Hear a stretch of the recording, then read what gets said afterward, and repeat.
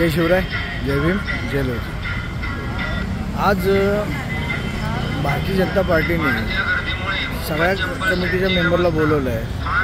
आपले अनाचे पंत देवेंद्र फडणवीस यांनाही बोलवलं आहे, प्रदेशाध्यक्ष बावनकुळेंना बोलवलं आहे, परत मुंबईचे अध्यक्ष त्यांनाही बोलवलं आहे। या सगळ्यांकडे आता आढावा घेणार आहे आणि ते आढावा घेत असताना त्या सगळ्या गोष्टीची न्यायनिर्णय करणार आहे। तर मला त्यांना आणि शिवसेनेला, BJP आणि शिवसेनेला माझं असं प्रामुख्याने म्हणणं आहे की आपण पंतप्रधानपद ही शपथ होतोपर्यंत आपण दिल्लीत होतो, पण तुम्हाला हे दिसलं नाही महात्मा गांधींचा पुतळा, छत्रपती शिवाजी महाराजांचा पुतळा, भारतरत्न डॉक्टर बाबासाहेबांचा पुतळा हा संसद भवनात हटून एका कोपऱ्यात दाबण्यात आला का? हो, त्याच्यात तुम्ही कुणीच काय बोलले नाही, पण फक्त पक्षाच्या स्वार्थासाठी आपल्याला कसं सत्तेत येते हे पाहण्यासाठी आपण तिथं जेव्हा दिल्लीमध्ये जातात, पण जेव्हा जातात तेव्हा तुम्ही विचार केला पाहिजे की महात्मा गांधींचा, छत्रपती शिवाजी महाराजांचा, डॉक्टर बाबासाहेबांचे पुतळे का हलवले, त्याच्या मागचा रिझन काही संसद भवनात नाही। अहो, तुम्ही फक्त खोटारडे राजकारणी आहात, तुम्ही फक्त स्वार्थी राजकारणी,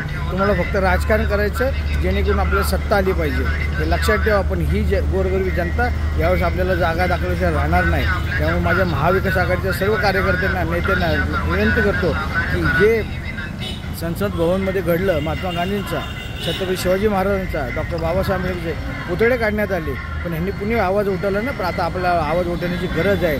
आणि आपल्याला गरज ही अशी आहे की आता महाराष्ट्रामध्ये हे सरकार आपल्याला महायुतीचं घालवायचं आहे आणि महाविकास आघाडीचं सरकार आपल्याला आणायचे। त्याच्यामुळं माझी सर्व तमाम नेत्यांना आणि कार्यकर्त्यांना नम्र विनंती आहे की आपण काही झालं तरी संसद भवनाने हे पुतळे का हलवण्यात आले याची चौकशी केली पाहिजे हे लक्षात ठेवा। जय भीम, जय लवजी, जय महाराष्ट्र।